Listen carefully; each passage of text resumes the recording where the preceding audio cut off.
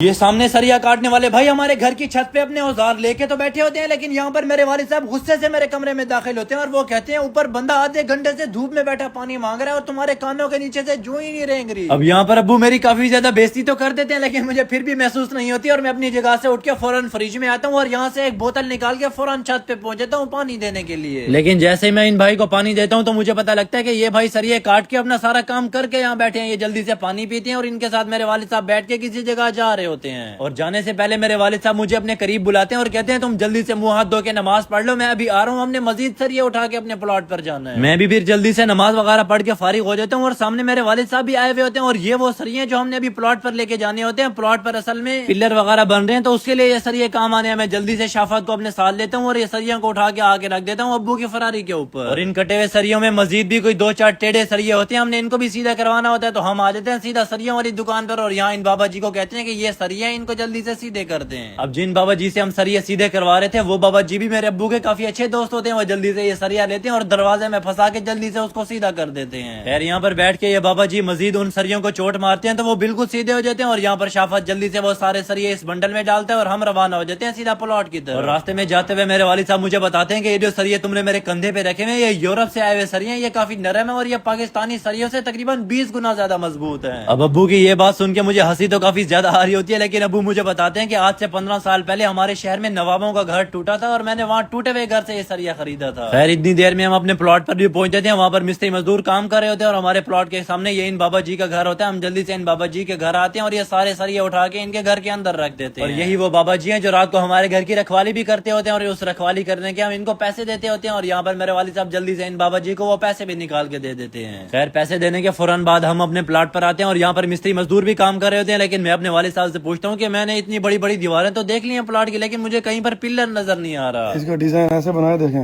اب یہ بنا کھڑا ہے نا، یہ پلر ہے، ہاں یہ بنوایا ہے،